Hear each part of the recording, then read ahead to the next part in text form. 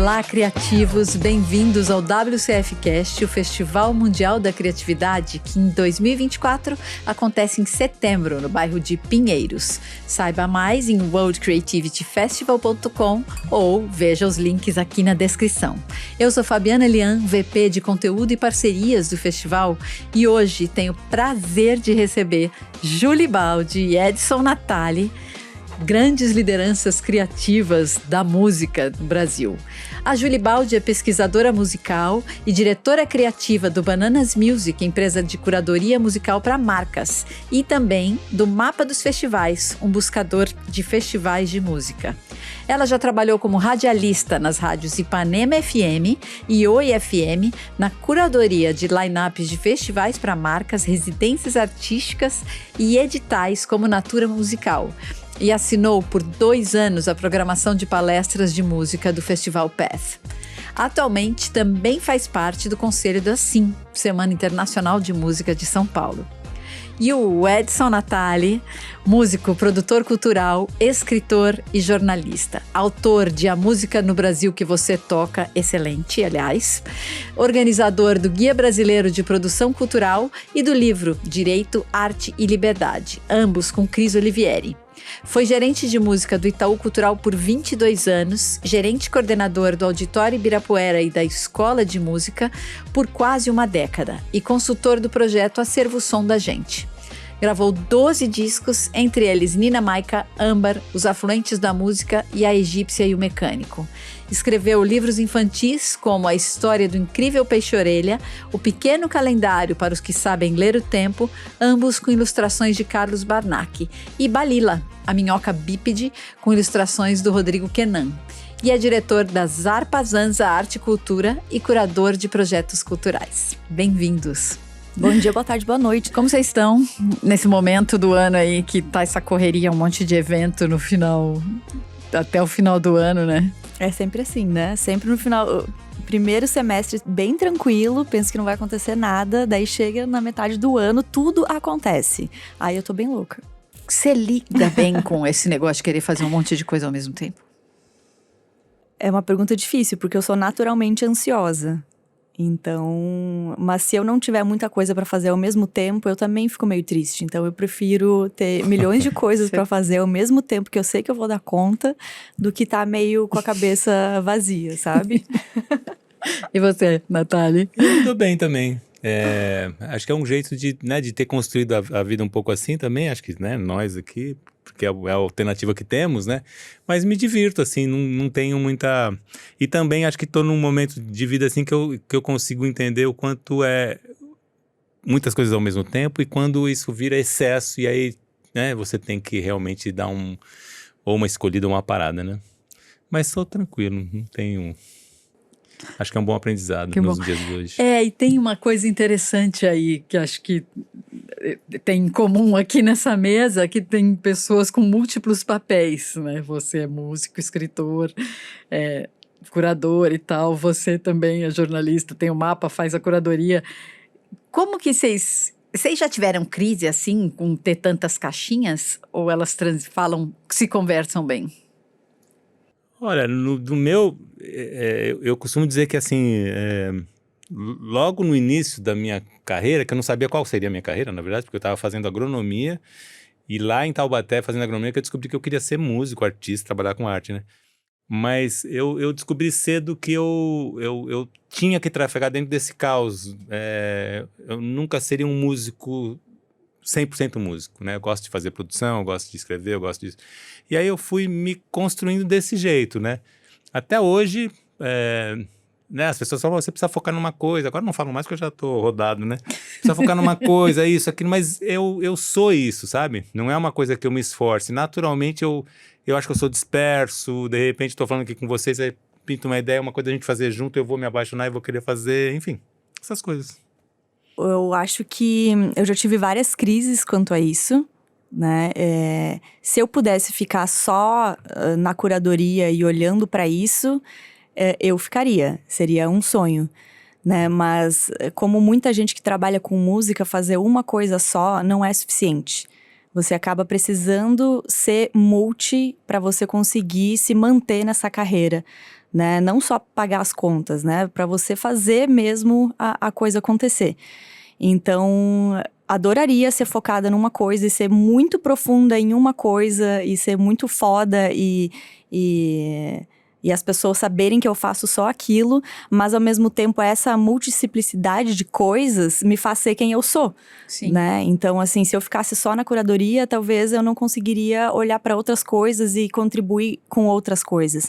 Então, no final das contas, eu acho que essa mistura, né, e pessoas criativas, eu acho que se misturam bastante, né? Eu costumo falar que a melhor coisa que eu faço é conectar pessoas, é conectar os pontos. Então, se eu fizesse uma coisa só, talvez eu não conseguiria conectar com muitas outras. Então, como eu acabo transitando por muitos lados, claro, tudo dentro da indústria da música, beleza, uma coisa eu consegui fechar, pelo menos, né? Mas eu consigo ligar muitos esses pontos e eu acho que no final eu vim pra isso, assim, né? Vim pra dar uma bagunçada ali e misturar bastante coisa. Então, no final do dia, eu fico feliz de ser multi. Eu acho que faz parte mesmo de quem trabalha com música. Eu resolvi minha crise assim em São Paulo, que eu estava mediando uma mesa ali. Aí encontrei um amigo que eu não via há um tempo. Ele falou, nossa, que consistência você e música. Eu falei, então tá bom. Então tá tudo bem, tem um fio condutor. Porque às vezes essa bagunça fica só na nossa cabeça, né? Então eu sou uma pessoa que, né, me cobro muito, às vezes fica muito na nossa cabeça, né? Tipo, quem nos enxerga de fora vê essa consistência. Pô, eu tô há 15 anos trabalhando com música. Sim. Né? Então... E acho que também tem uma coisa, e isso vale também para o guia da produção cultural, o mapa virou uma coisa incontornável, não dá mais para deixar de existir. A partir do momento que você criou o mapa dos festivais, eu acho que ele não tem como deixar de existir. Isso te dá uma tranquilidade, assim? Na real, ele tem como, né? Se a gente não tiver dinheiro para se manter, ele não vai mais existir, né? Eu acho que a gente tá batalhando para que ele nunca deixe de existir, né? Mas eu sei que hoje ele já tá num tamanho interessante, legal. Espera. A indústria já espera, só que eu ainda não sou autossustentável. Eu ainda não consigo pagar as minhas contas. Ainda não consigo dar aumento para minha equipe, entendeu? Então, tipo, se a gente não tiver sustentável como empresa, a gente vai deixar de existir. Então, não é tão simples assim. Por que você resolveu fazer o guia da produção cultural? Foi há 30 anos atrás, né? 30 anos, 94. Na verdade, né, nessa coisa que a gente estava falando dessa multi, eu sempre gostei, eu descobri que eu tinha essa coisa de produzir. Na época, fazia meus LPs, né, independentes, do grupo Darana, que eram 3 violões e um violino, saiu em 88, 89. Tinha feito um compacto duplo em 85. E aí eu descobri uma coisa que mudou minha vida, que eu descobri que o que eu não sabia, muita gente não sabia. Estou falando de uma época pré-internet, né? Então, assim, o que é o direito autoral? Por que é tão difícil tentar tocar num festival fora do país? O que eu tenho que fazer para liberar uma foto para pôr no meu disco? Como é que é isso? Como é que é aquilo? Como é que é aquilo outro? Então, eu descobri que o que eu não sabia, muita gente não sabia, e aí arrisquei pôr isso num livro, né? Independente também.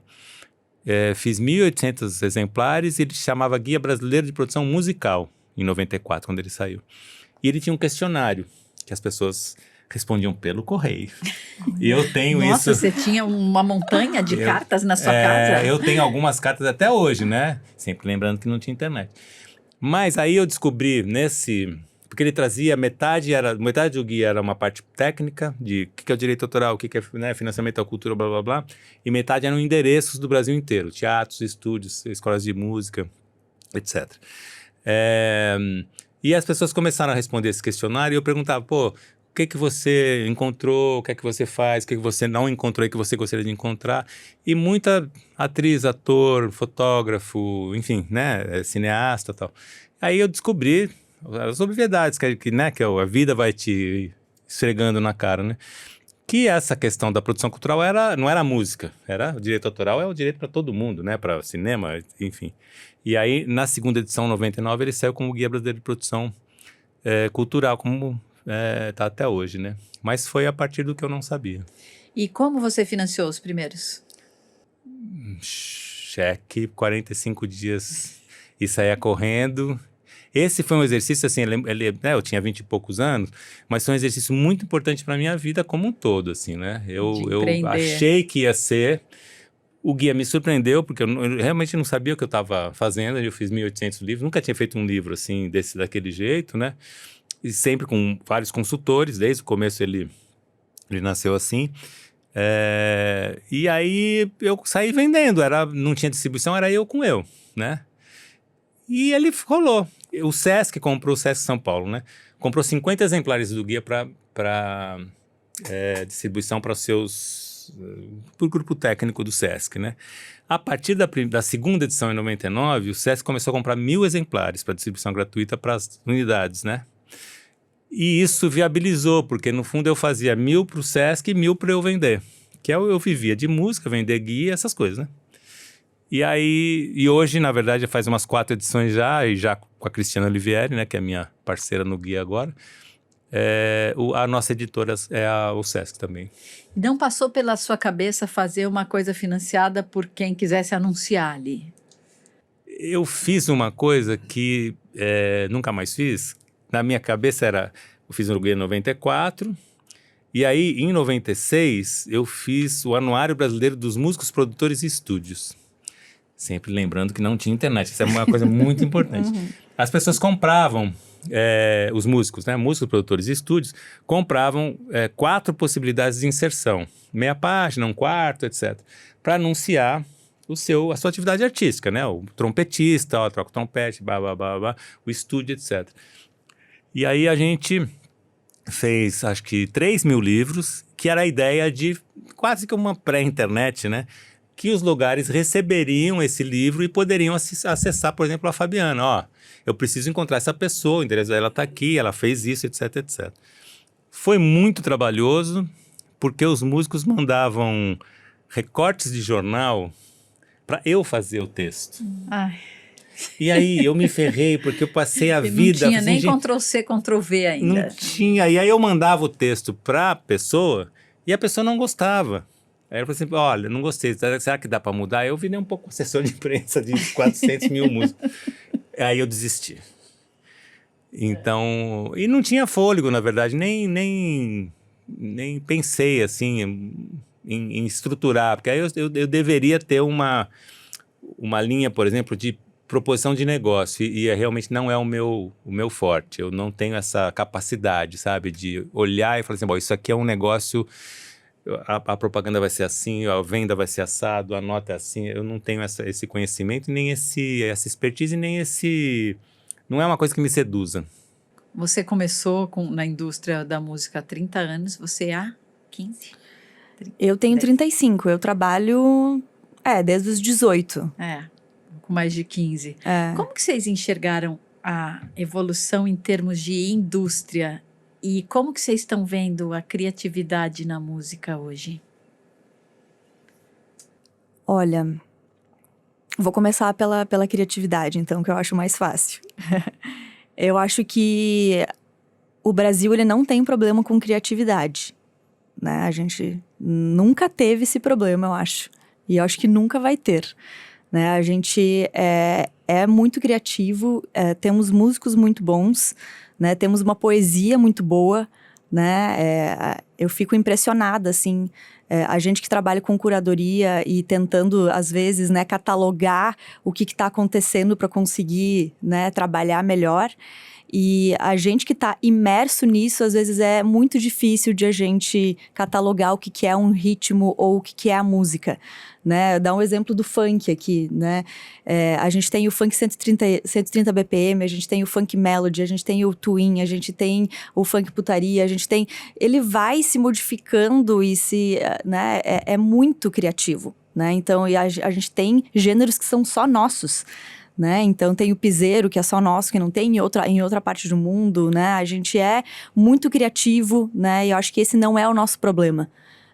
O nosso problema, eu acho que é ter condições disso chegar a mais pessoas, de os músicos ser melhores remunerados, né? A gente ter mais Sescs espalhados pelo Brasil, né? A gente ter mais estruturas, eu acho que eu acho que a gente já evoluiu muito, né? Pelo que eu acompanho nesses mais de 15 anos, eu acho que a gente tá numa crescente. Problemas sempre vão ter, né? Porque é uma indústria extremamente complexa, né, e muito abrangente. A gente sempre fica com ciúmes da indústria do cinema, por exemplo, né? Todo mundo fala isso. Porque o cinema tem isso, tem aquilo. Eu tenho ciúme até do teatro. Por que a gente não tem? Por que a gente não tem? Né? Porque eu acho que é muito amplo, né? Tipo, é muito fácil de você entrar e de começar a fazer as coisas e eu acho que o que mais a gente tem que trabalhar é como a gente faz isso do que como a gente cria. Porque eu acho que a nossa criatividade vai muito bem, obrigada.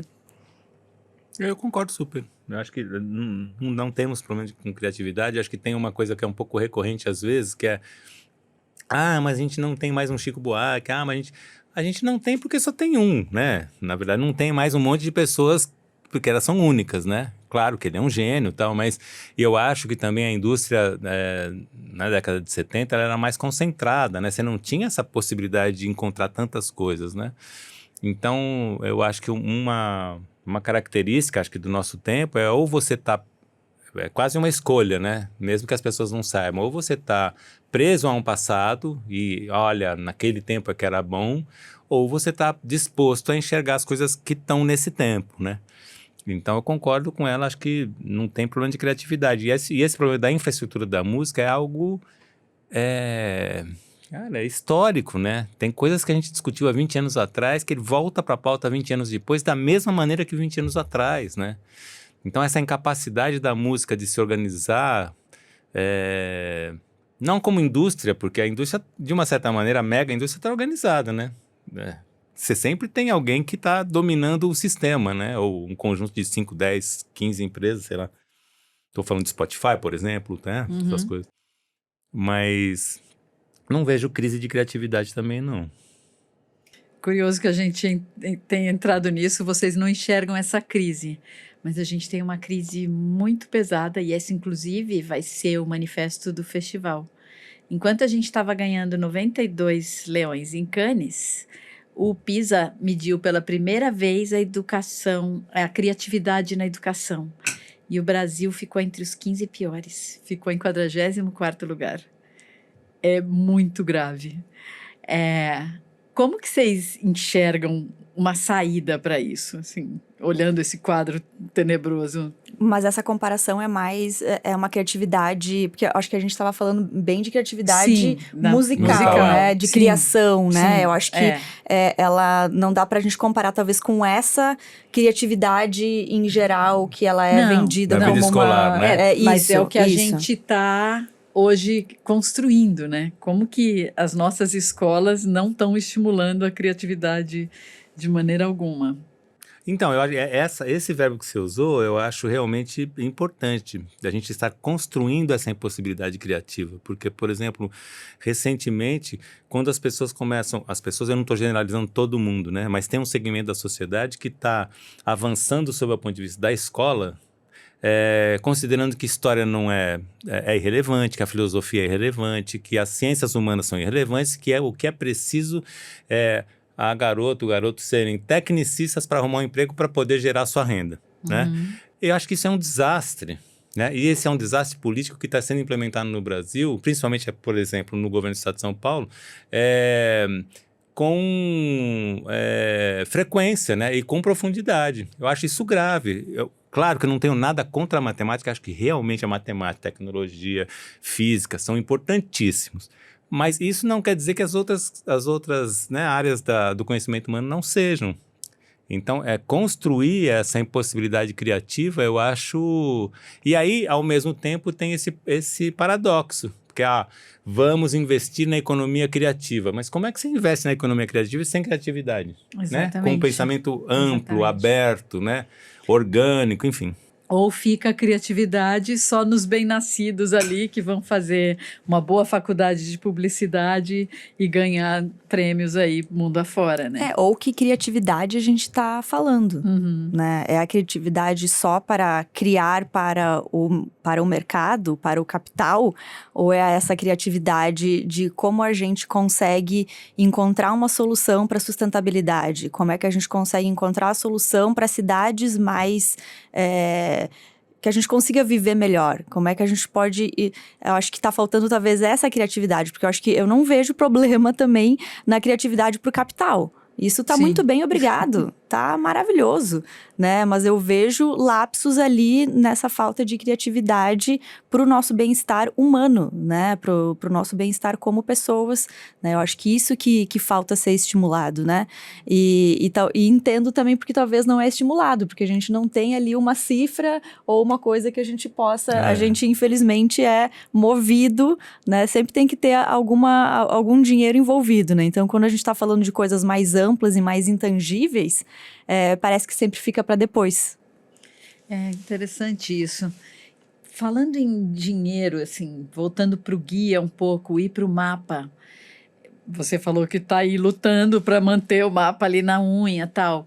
Como que a gente conseguiria, o que a gente precisaria para construir uma cena cultural relevante, além do poder público?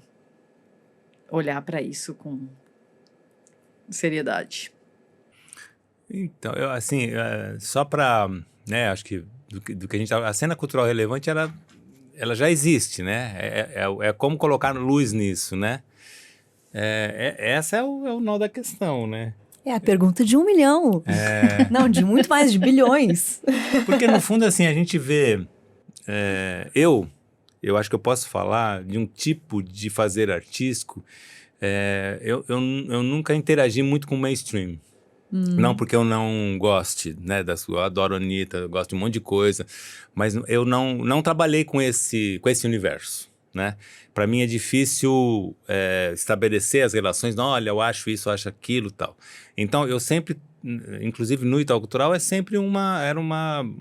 falo era no passado porque eu não estou mais lá, né? Mas era um tipo de música, por exemplo, no meu caso, que não era o mainstream, né? A nossa atividade não estava em fomentar os artistas que já estão colocados numa estratosfera econômica, por exemplo.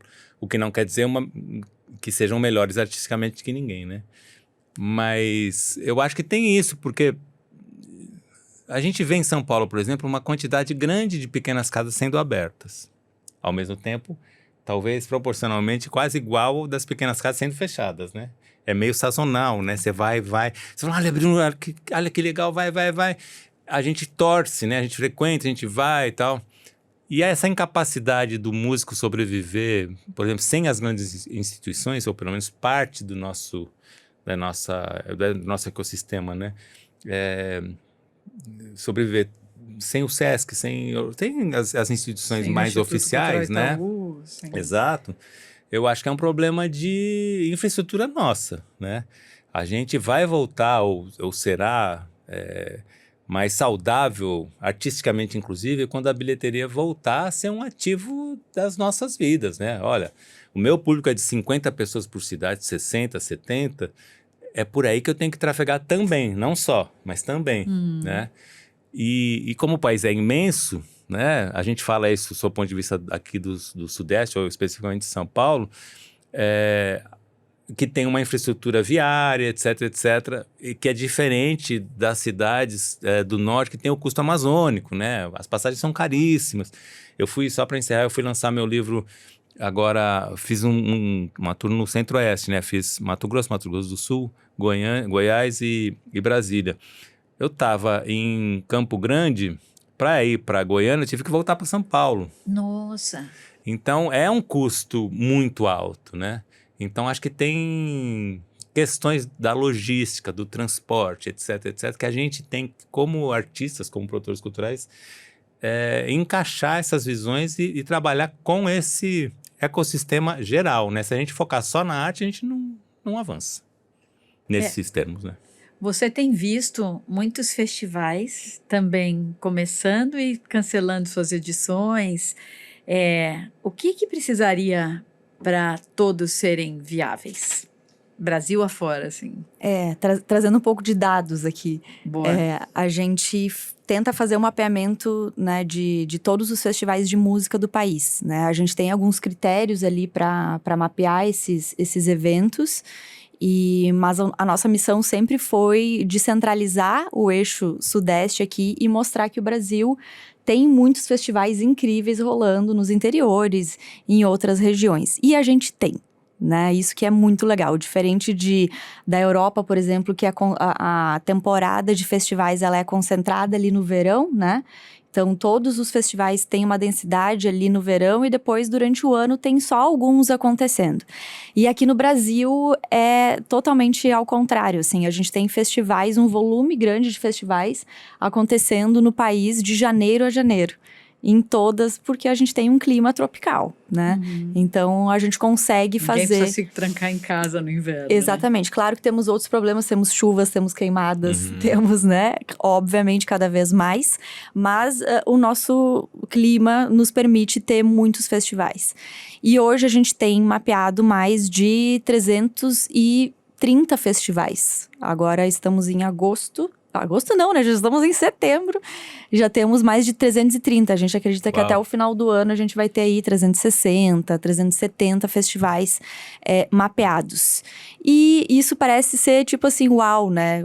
Quanto festival, né? Mas eu acho que esse não é o problema, porque o Brasil, ele é gigante. Então, esse número de festival, eu não acho ele assustador.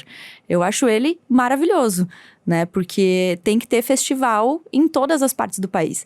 O que eu não acho legal, e eu acho que a gente está vendo agora que não é sustentável, é uma cidade como São Paulo receber Lollapalooza, The Town e Primavera Sound no mesmo ano. Isso não é sustentável. E a gente está vendo que realmente não é. A Primavera Sounds se retirou da América Latina por enquanto, né? Então, isso sim que não comporta, né? Essa concentração de eventos e, consequentemente, de grana, de patrocínio, concentrados aqui. E, assim, a gente fala isso há tantos anos, né?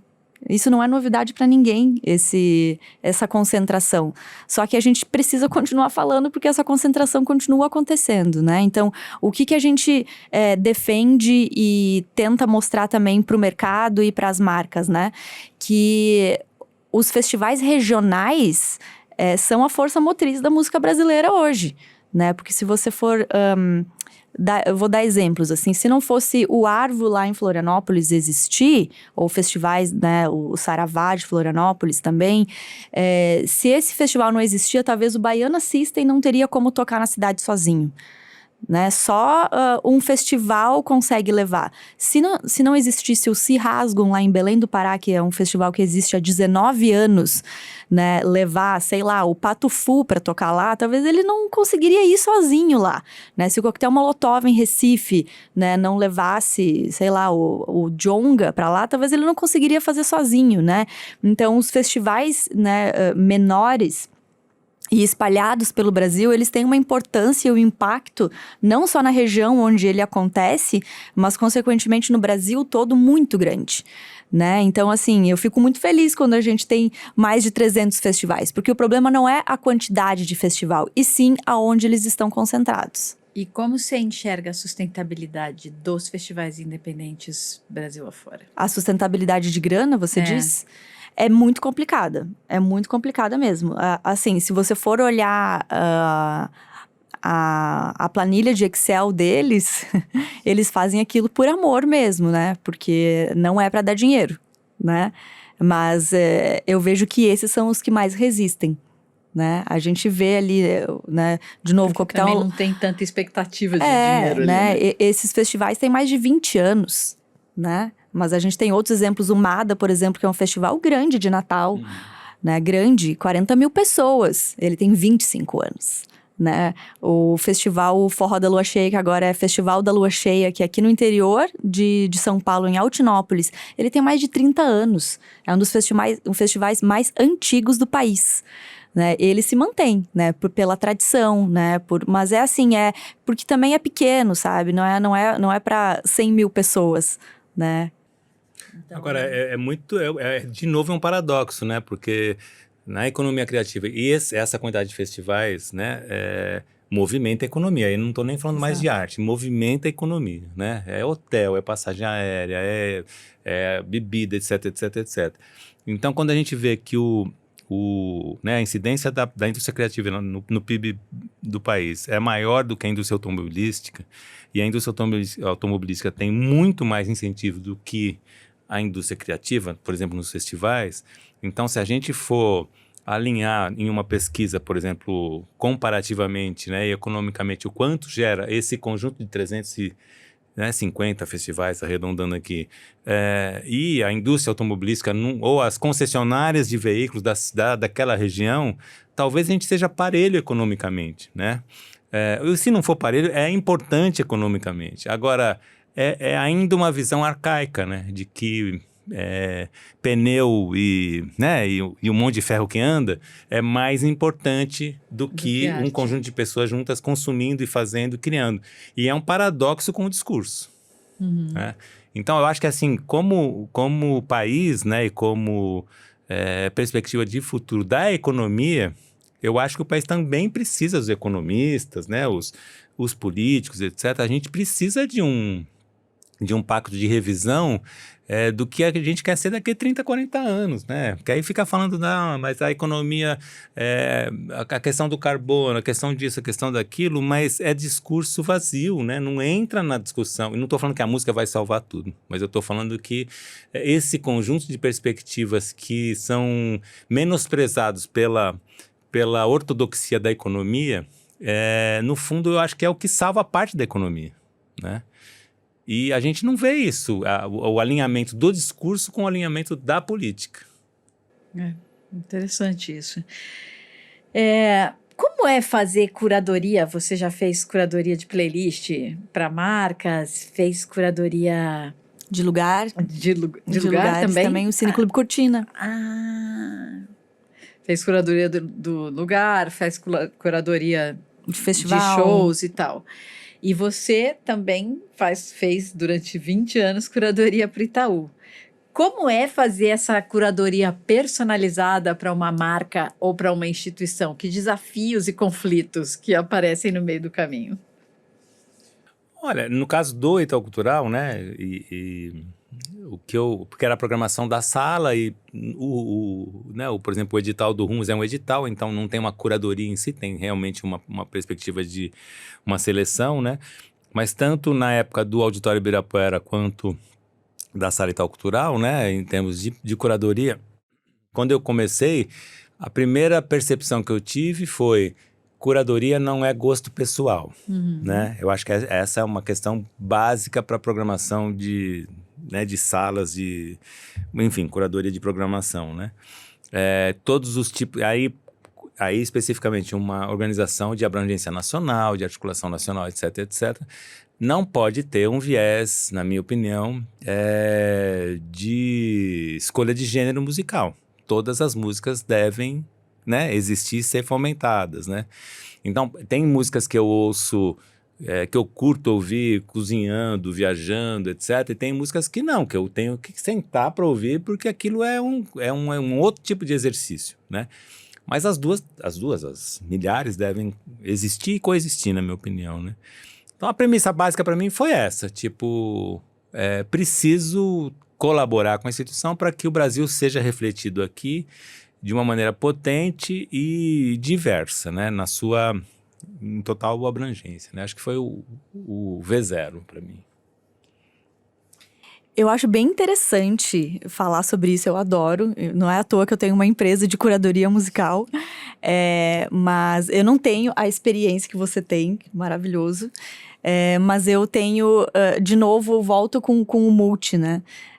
Eu já fiz vários tipos de curadoria, né? Então, eu aprendi curadoria na rádio, né? Eu fui radialista por muitos anos, eu comecei bem novinha, com 18 anos, mas eu fiquei em rádio durante 8 anos.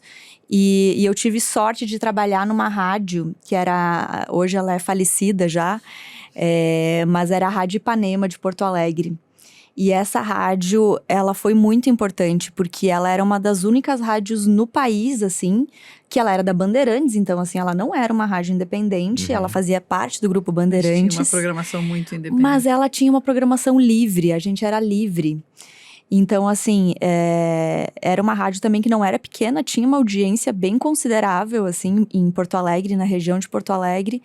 E eu tinha a liberdade de tocar o que eu gostaria. Então, assim, eu tinha um programa, vários horários, mas um horário nobre, que era das 2 às 6 da tarde, eu conseguia sentar na minha cadeira e eu poderia escolher se eu queria tocar um Fela Kuti de 15 minutos ou tocar uma Marisa Monte super pop, MPB e tal. Eu podia fazer aquilo. E aquilo foi assim, meu Deus, um deleite, né? Então, eu com 18 anos aprendi. E daí eu fui pegando ali, claro, né? Aprendendo também, né, com os meus colegas.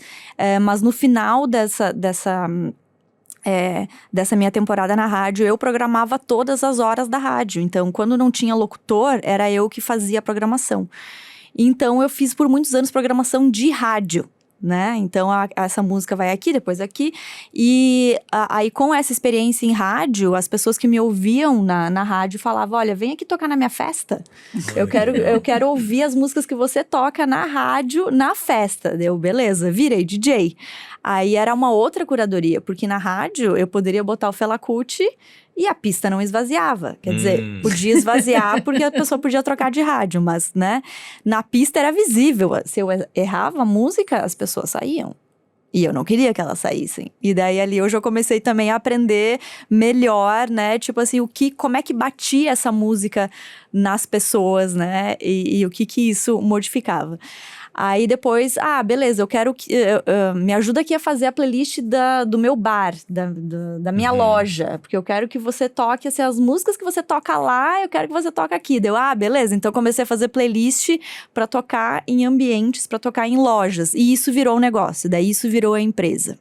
Virou music branding. Virou music branding, porque a gente viu, daí volta a criatividade ali, né? A gente viu que não tinha nenhuma empresa no sul do país prestando esse serviço.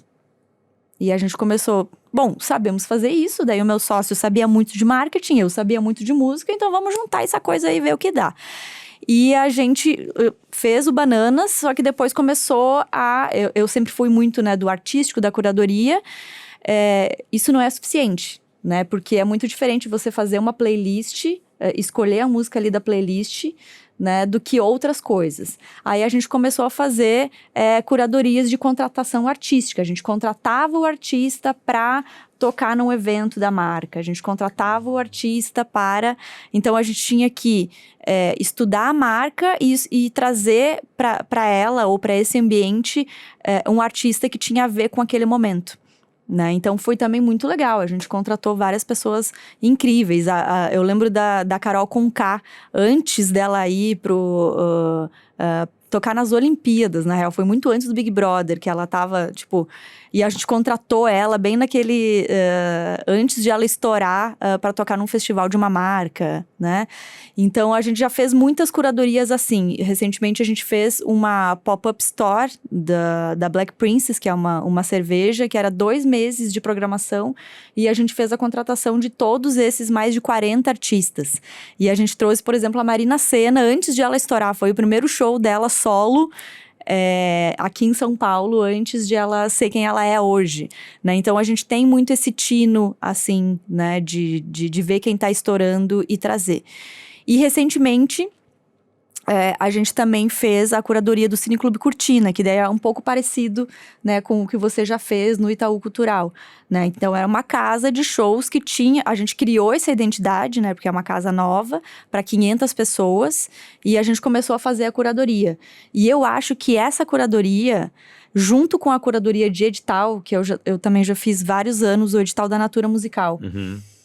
E eu ficava sempre doente quando eu fazia o edital da Natura. Por quê? Porque você ouvia muita coisa Não, boa. Gente, porque é uma. Eu acho que você também deve sentir isso. É uma responsabilidade que você não tá entendendo. Você tá lidando com o sonho da pessoa.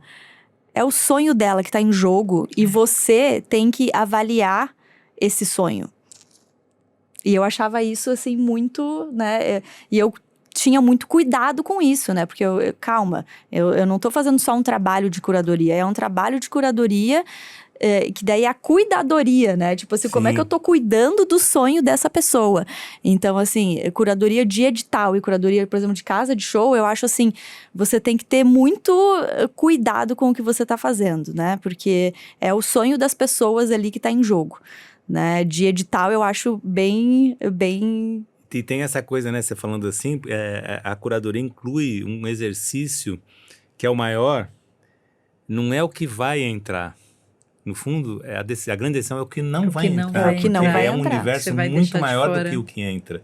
E na sua sensibilidade, na sua cabeça, na sua avaliação, enfim, em tudo isso que ela citou muito bem, a gente tem que levar em consideração tudo isso, mas a quantidade de não é muito maior do que a quantidade de sim, né?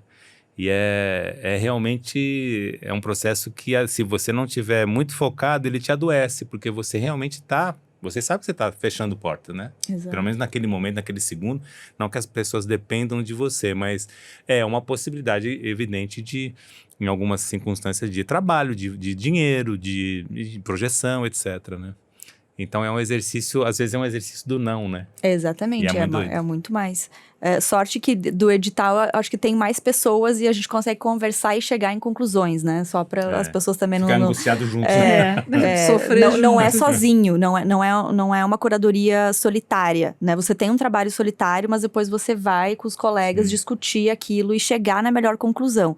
Mas de casa de show, era só eu que decidia. Né? E também era difícil, porque...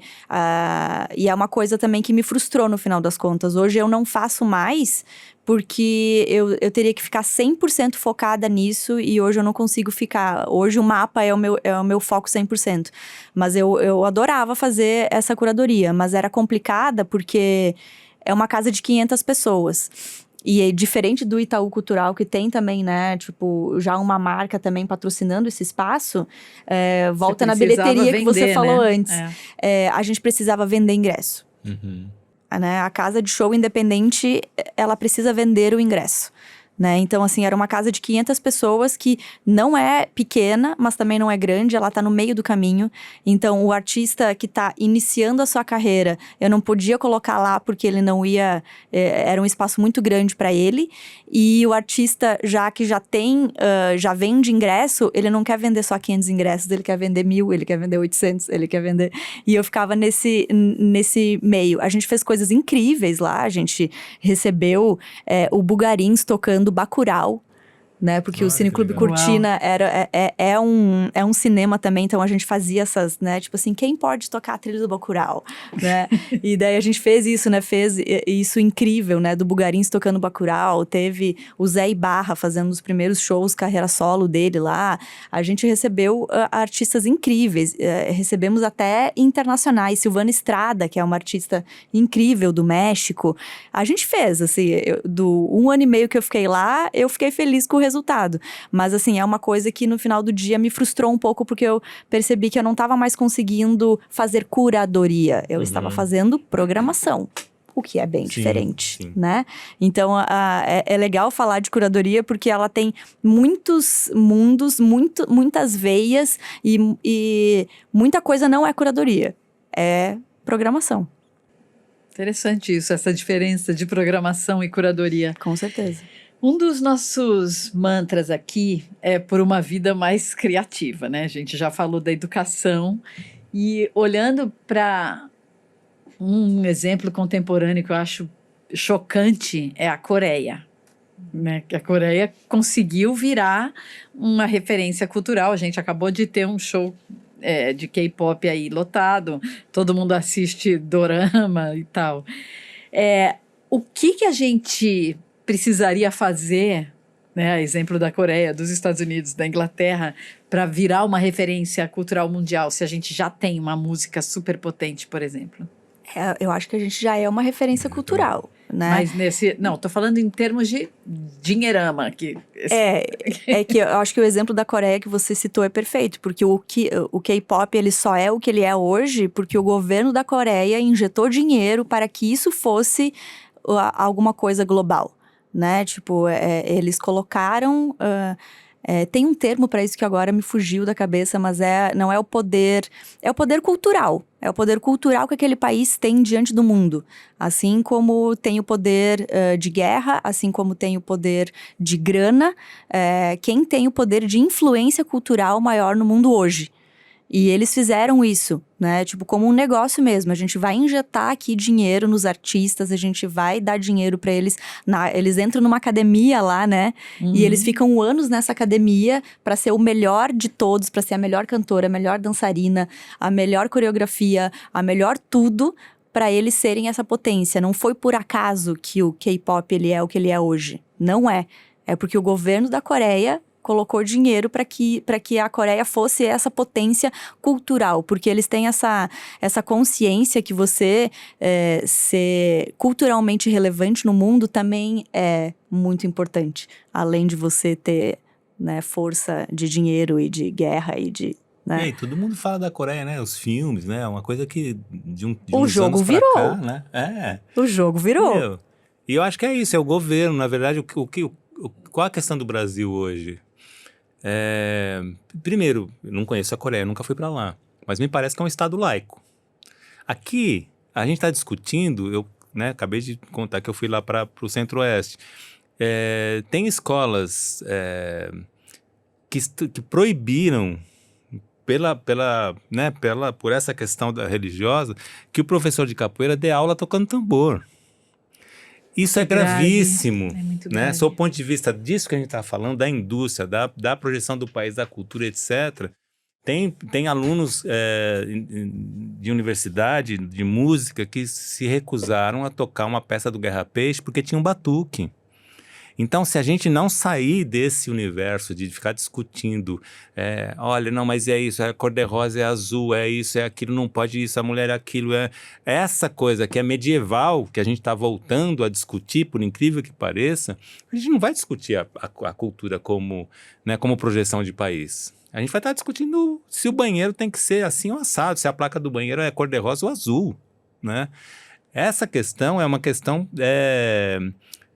essencial para a gente. E a gente está caindo nessa esparrela, né? A cada eleição a gente dá um passo para trás. Então, acho que isso é muito grave, sob ponto de vista, qualquer ponto de vista, né? Econômico, da liberdade política, etc, etc.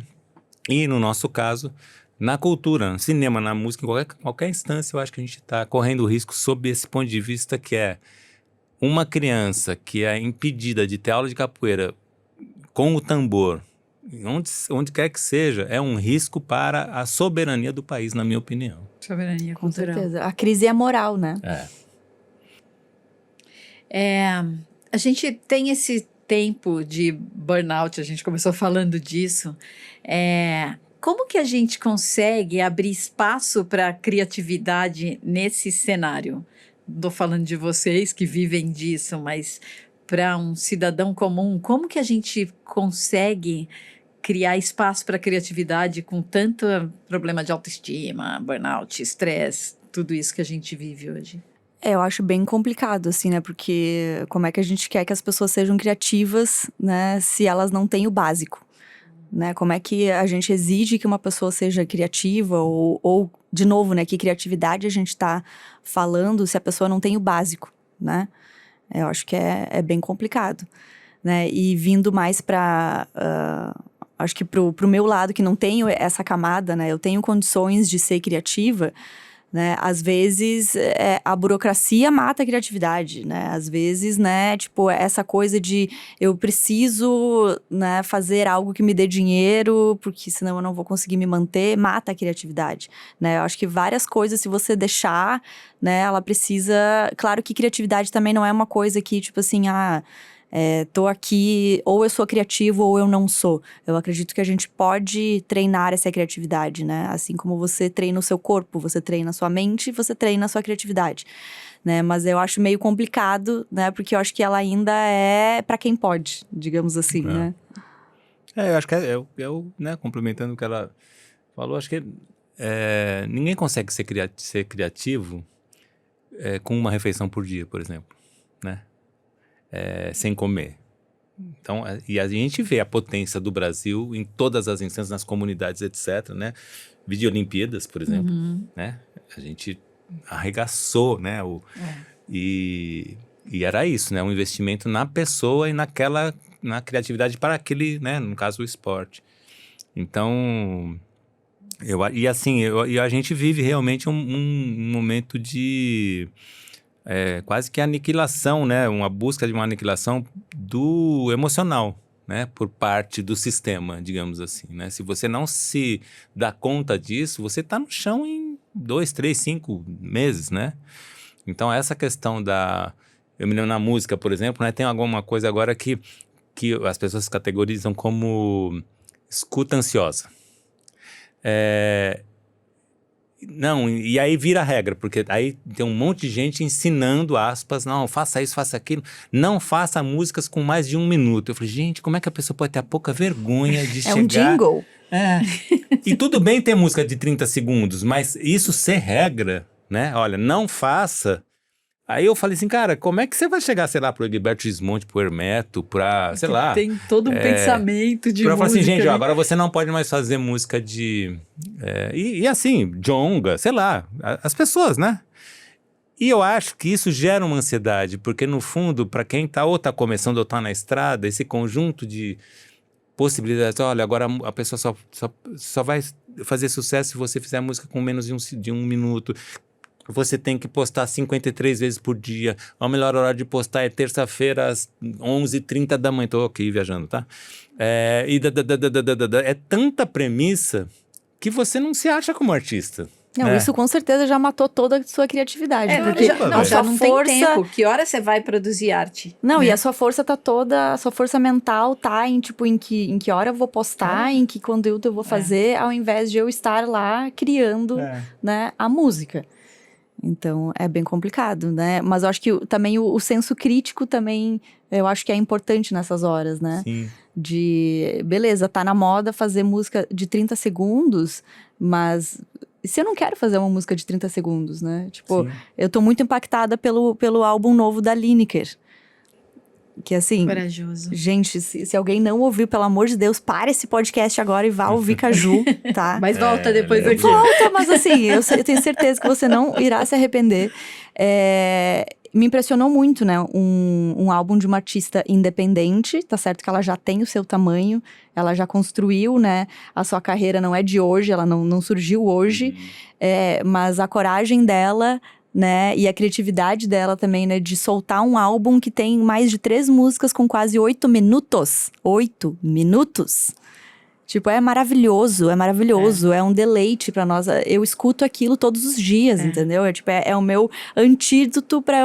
Tô meio triste, boto Caju, entendeu? Porque assim, eu fico muito feliz em ouvir aquilo, sabe? Uma música de 8 minutos que tem o Amaro Freitas no piano, a Ana Vitória e a Lineker, tipo assim...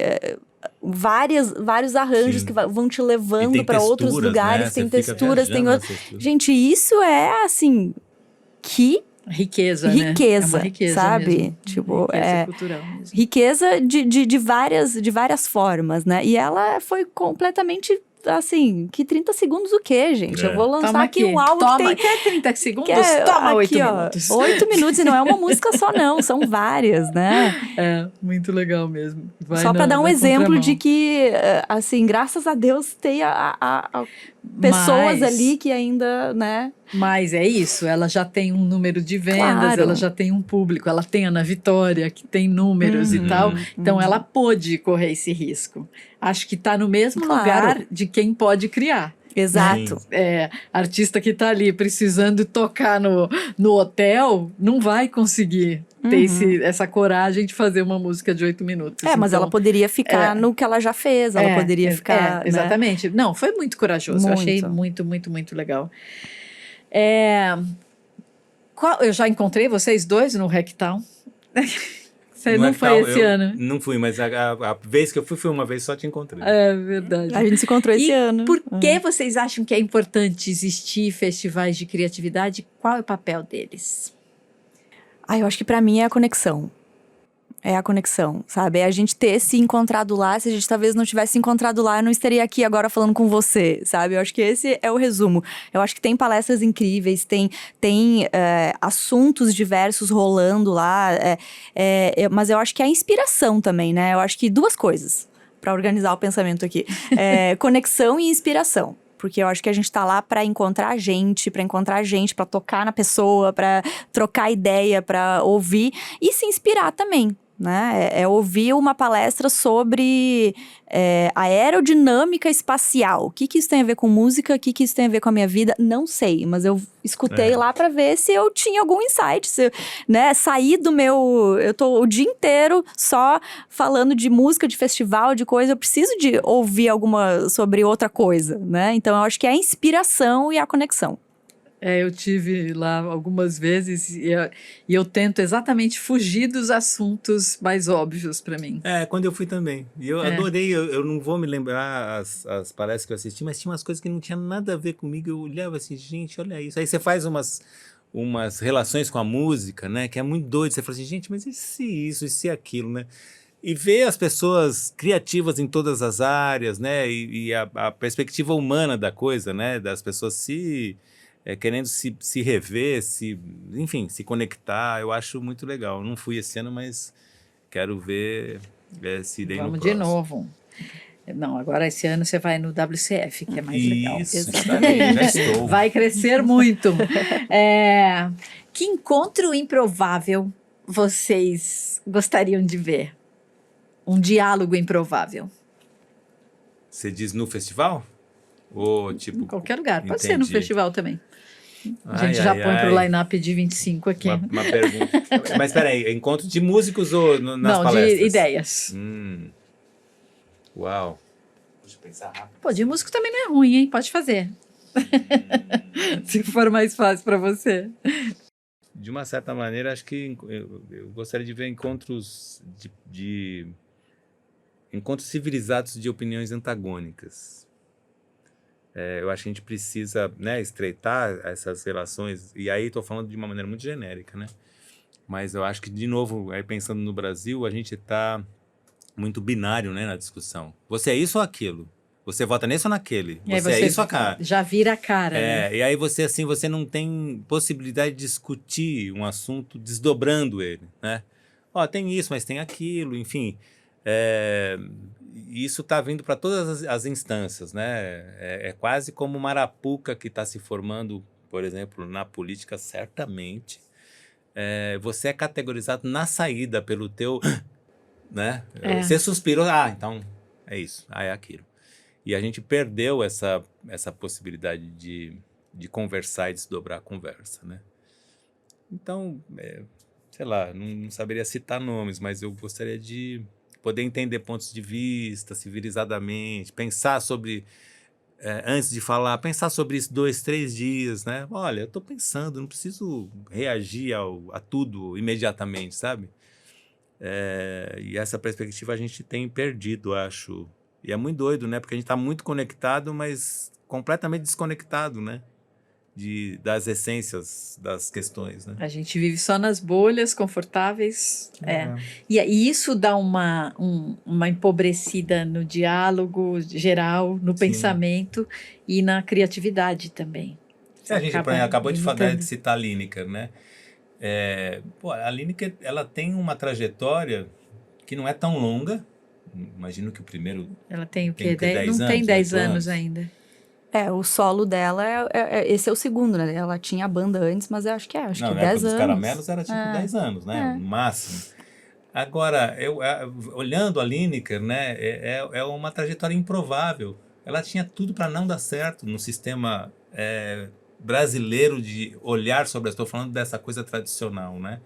Então, quando você vê uma artista como ela, determinando de uma certa maneira a maneira de se fazer as coisas, olha, eu posso fazer uma música de 8 minutos. Olha, ela dizendo para ela mesma, sei lá como é que foi.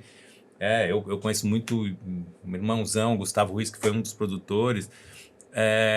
Mas eu acho que esse é um case da gente falar sobre criatividade, porque no fundo é também uma criatividade na diversidade, né?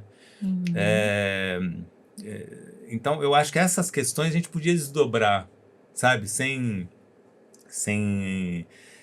perder nada, né? E assim, 200 mil pessoas, né? Manuel Cordeiro, por exemplo, que já... Cara, ele é uma enciclopédia, né? Você ouviu o Manuel Cordeiro falar sobre o que ele já produziu, como é que foi, como é que era as guitarradas, como é que é isso, como é que é aquilo. Então, acho que essencialmente essas coisas do Brasil, que são realmente o Brasil para mim, né? Eu acho que elas têm que vir para a pauta dessa maneira, como são, né? Sem o glamour. Mas, vamos conversar nós aqui sobre, né, mundo, criatividade, o festival. Essas pessoas têm que ter lugar de fala, né? E com extensão de tempo, né? Não dá para mediar. Manuel, você tem 7 minutos. Fala aí. Não é ele que está perdendo, somos nós, né? Exatamente. O bom é que a tua resposta me deu um pouco de tempo de... e eu lembrei de várias coisas, olhando até a tua camiseta que temos aqui. Maravilhoso. O Hermeto Pascoal. Um close. Close aqui. Mas eu amaria a gente ter umas masterclass com gente muito incrível, tipo Arthur Verocai. Sim. Imagina ver esse maestro assim, ó, só fala aí da tua trajetória de 80 anos, Hermeto Pascoal, sabe? Eu colocar Arthur e o Amaro Freitas, que a gente comentou, Sim. né? Tipo assim, pessoas assim, excelentes, né? Que estão vivas, né? E que tem muita coisa para compartilhar com a gente, né? Eu adoraria ver, né, essas pessoas que têm muita bagagem, né, que já criaram muito, né, e que são inspiradoras, né, eu acho que a gente tá precisando sempre, né, de inspiração. E eu acho que, vindo um pouco mais pro mercado, eu também queria ver algo que unisse algum problema muito sério que a gente... até falou aqui, né? Por que a gente tem números, por exemplo, da indústria automobilística e a gente sabe que ela impacta tanto de dinheiro, né, na nossa indústria, né? E todo ano a gente tem meio que esse dado, a gente sabe, ele é tangível. E por que da música é meio uma coisa meio louca? Por que é tão difícil de a gente saber, ou difícil e caro, saber o impacto que um festival gera na cidade, né? Vamos botar a FGV aí com alguém, quem que a gente tem que unir aí pra gente ter isso mais fácil, sabe? Não sei, fica aí a provocação. Muito bom. Quem influenciou? Só pode citar uma pessoa que influenciou Lá vocês vem ela criativamente. com as perguntas difíceis. Pergunta o momento. Júlio por Júlia. Olha,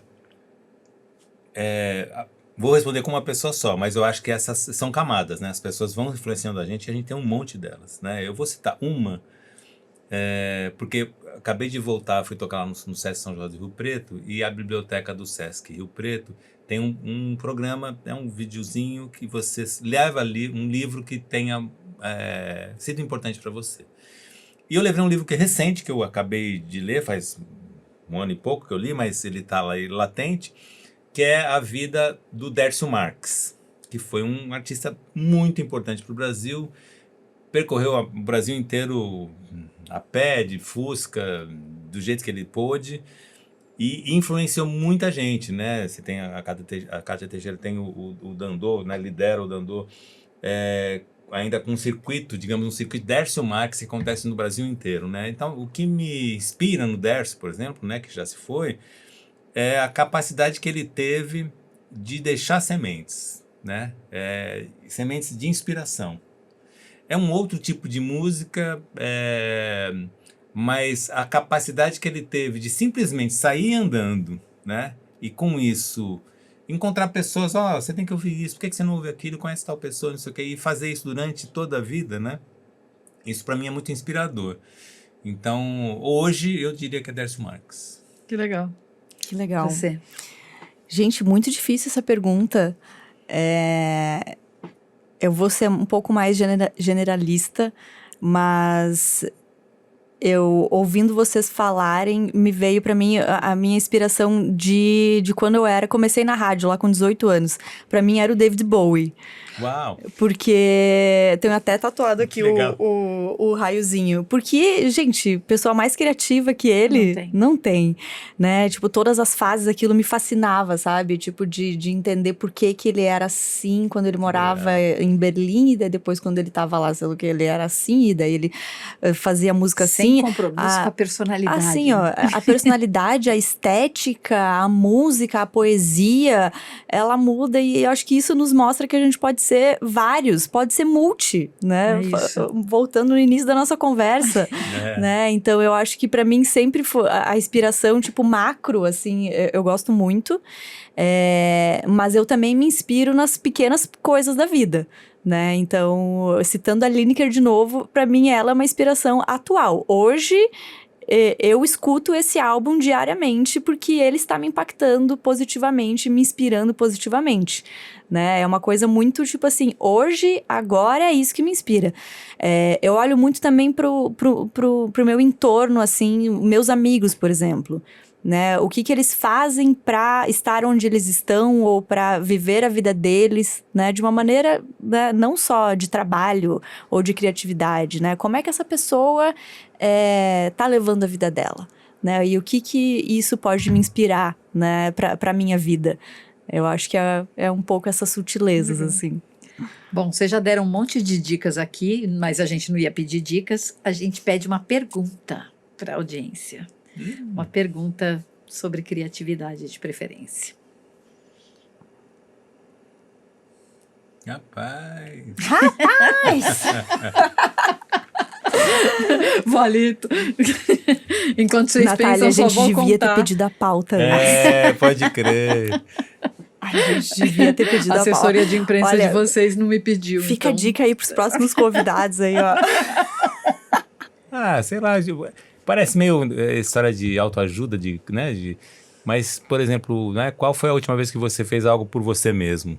Né? Ou você mesma, ou você mesmo, sei lá. Um pouco isso da gente. Eu acho que a gente só consegue ser criativo se a gente olhar pra gente em alguma instância, né? Pra dentro, né?